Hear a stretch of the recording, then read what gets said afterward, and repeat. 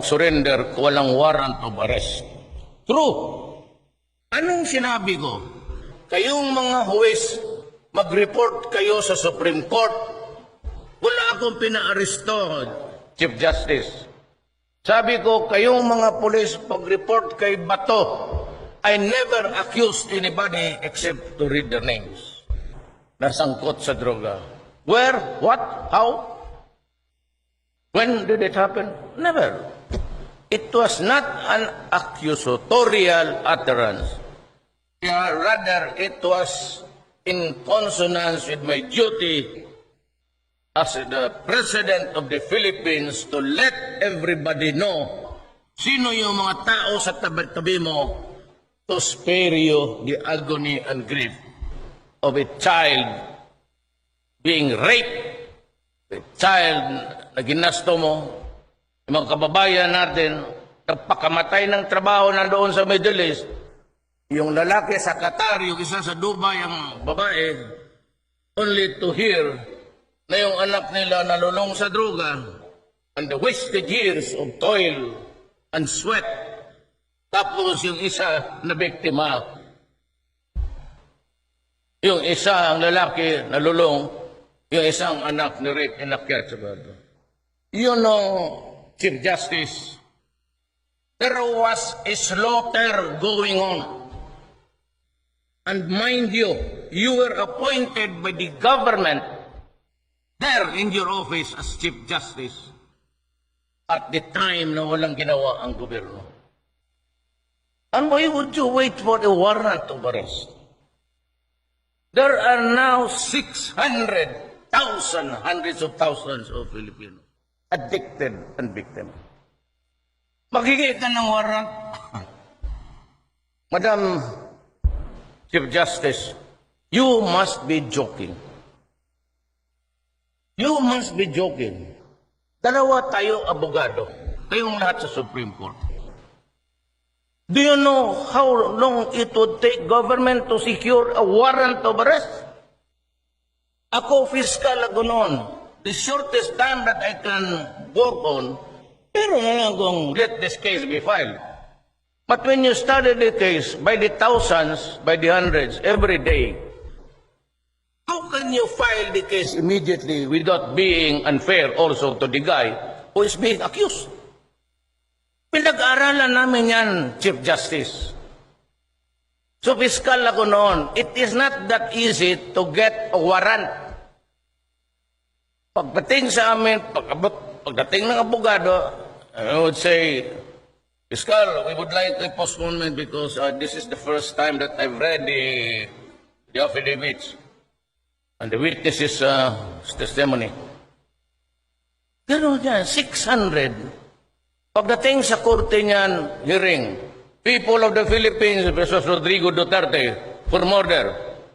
Ayun, Fiscal, sabi ng judge, Your Honor, ready. Affidavit, wala na kaming interview na. Kung anong binigay doon sa polisyon na yun, tanong ako doon lang. Oh, Counsel, Your Honor, we ask for a postponement to study the case. Invariably, it is granted, Madam Justice. Magtanong ka na lang, abogado ka eh. Do not tell me na hindi ka dumaan ng pagka-abogado mo. You must have practiced a bit. Pagdating yan, next hearing, Your Honor, assuming they're on bail, Your Honor, client ko may lagnat. Ito yung medical certificate. Maski kanino ko na, maski peke ko tatanggapin yan. Then the next, Your Honor, several postponements. One single case in the Republic of the Philippines for the warrant to issue is a minimum of 2 months, 3 months. Pagdating sa korte, Madam Justice, would take forever. Pag natalo, aakyat yan sa Court of Appeals. It would sit there for about 2 years. Sa inyo sa Supreme Court, tell me, what was the fastest decision that you made in criminal cases? It is not strange to us on sabihin at last ma-publish after 10 years na convict. Now you are asking for a warrant of arrest for 600,000 Filipinos. In the meantime, yung bangag, anong gawin mo? Let them stay there. What? To resume their criminal activities? To slaughter again? To rape? Ayong isang araw, nag-chop-chop ng tao, yung mga anak. Huwag tayo magbulahan and do not force the issue. I respect your comments, but it is a, how would I call it? It's a rigmarole to me. Alam ko na alam mo eh. Huwag kami na itong isa pa. Oh. Just because kayo ang Supreme Court.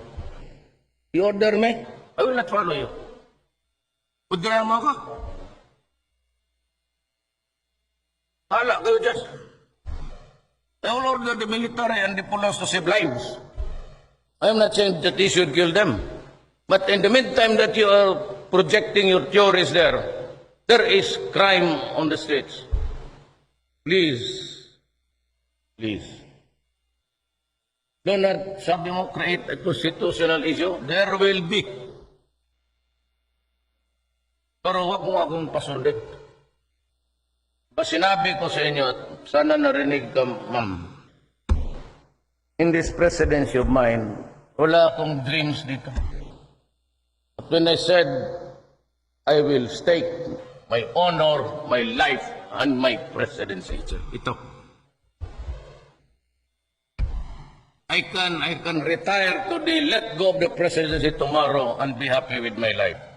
But I have a problem for my country because I was elected by 5 million Filipinos with a sheer margin of 6 million. Saan ka nakakita yan? Hindi na ako kilala. Wala akong pera, wala akong makinarya. So saan ko kinuha yung 6 million na nagsabi na because the messaging was there. Yung 6 million na hindi ako kilala, ang alam nila, I said, there will be no corruption in government. And rest assured. Ngayon na, sinasabi ko, tayo mo yan. There will be no corruption in this government. Ito, ano pa? Sabi ko, drugs. Lahat ng mga anak ninyo hindi na makawi, kundi masaksak, mahold up. And there was slaughter every day. And you are just interested in the warrant of arrest. Parinig ninyo kay... Is that all? Maghintay sa warrant of arrest. In the meantime, crime is rampaging. Oh, come on. Bago ka ng 6 years yung dumaan, walang ginawa yun. Look what happened. Ako 2 months na ako dito. So, ikaw ang ni-warningan ko, hindi ako. Do not create a crisis because I will order everybody in the executive department not to honor you. Tumong prangkahan. Nakialam kayo na may patay. O di, pa-imbestigan natin. Salvage, hindi namin trabaho yan. Bakit ko tataliin yan? Kung gusto kong patay, di barilin ko na ng isang bisis sa ulo. Why would you waste time ng ibag?